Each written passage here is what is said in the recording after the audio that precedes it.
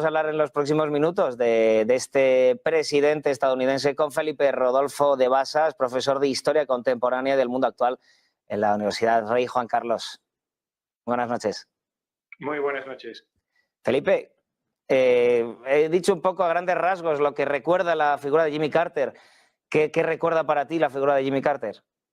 Bueno, varias cosas. Si estamos hablando para gente joven y estamos hablando para, pues no sé, millennials o gente incluso más joven, pues podríamos recomendarles que vieran unas películas o una saga, que son la saga o las películas de Mad Max. Incluso hay una nueva que se ha hecho hace poco, texto de aquella época. Bueno, primero él llegó joven, por eso, bueno, ha muerto muy mayor, pero él ya decía que cuando saliera de la Casa Blanca iba a seguir siendo joven. Él le tocó un periodo complicado, recordemos que todo empieza con la segunda crisis del petróleo.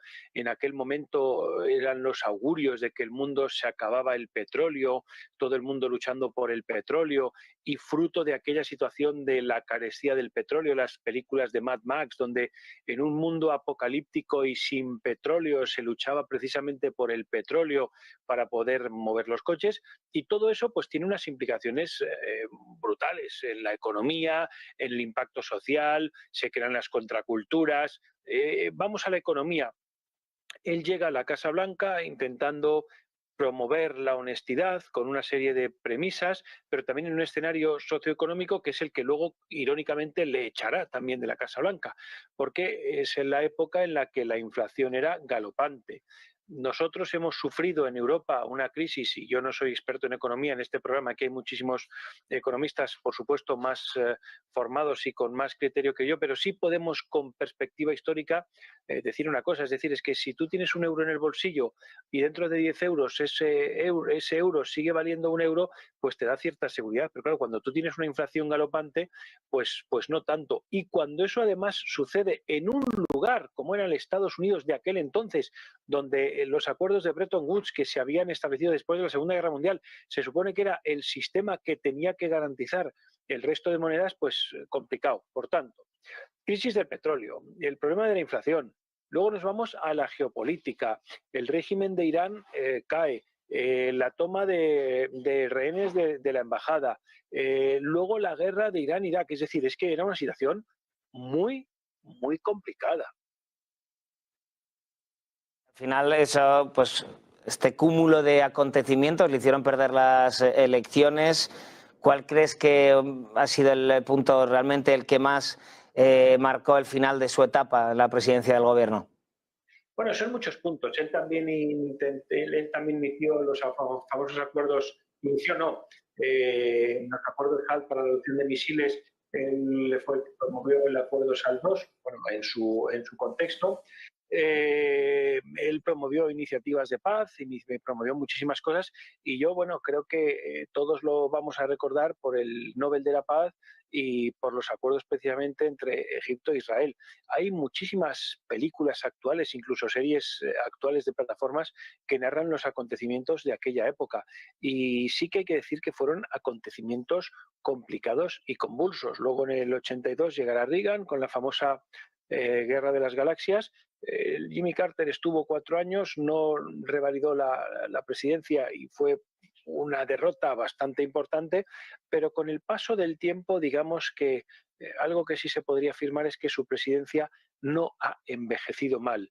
Y la prueba de que no ha envejecido mal, es decir, como todo puede haber luces y sombras, pero las luces, sobre todo en los temas de la paz, se pueden poner encima de la mesa, es que su fundación ha estado activa en este tipo de cuestiones, también con luces y sombras, claro.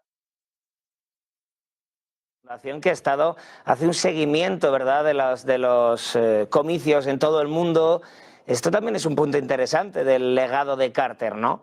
Ese legado por la búsqueda de la democracia, de asegurar que las elecciones sean democráticas en todos los países. Por asegurar efectivamente que los procesos, que las reglas del juego están claras, eso es lo que hoy deberíamos de llamar cultura democrática, porque claro, ¿quién gana la liga de fútbol? ¿El que mete más goles o el que tiene más puntos o el que gana más partidos.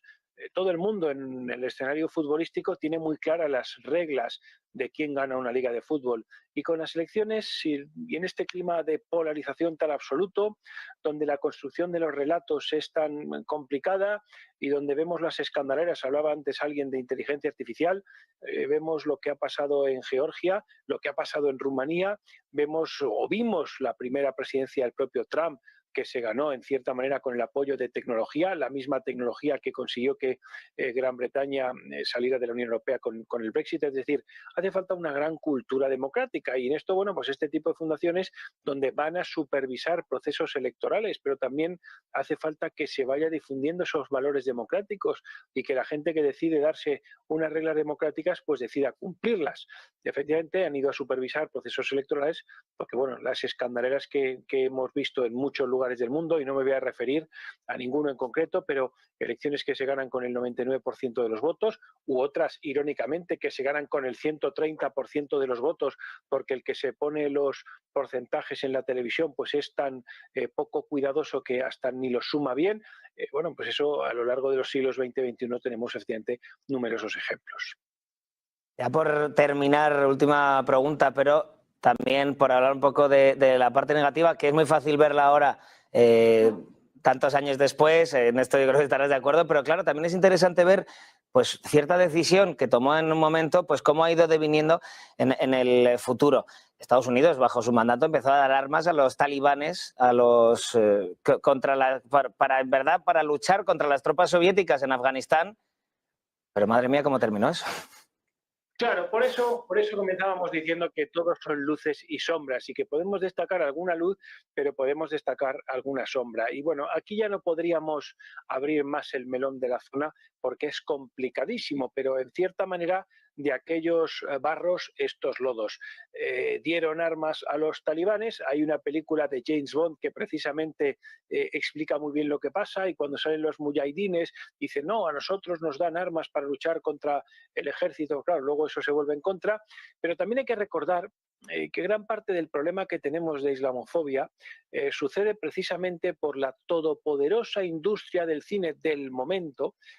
Cuando se dice en las relaciones internacionales que en cierta manera el cine pues es un soft power y que a partir de la toma de rehenes de la embajada en Teherán, donde se decía incluso que el expresidente, se decía, yo no estoy aquí haciendo ninguna acusación ni diciendo nada raro, que si el propio Mahmoud Ahmadinejad, que fue presidente, pues que si estuvo o no implicado, pero sí que casual o curiosamente a partir de aquella época, y los que ahora tengan 40, 50 o 60 años lo recordarán, empezaron a hacer numerosísimas películas de Hollywood donde un hombre blanco se enamoraba, no, perdón, una mujer blanca normalmente americana se enamoraba de un señor normalmente iraní y luego no podía salir y había que hacer toda una operación. Entonces, claro, todo eso, pues oye, al final va haciendo pues unas imágenes en la cabeza que es lo que despiertan o polarizan odios, ¿no? Entonces, tenemos algunas sombras, esa en concreta es una, y tenemos la sombra alargada de aquel momento a hoy en día,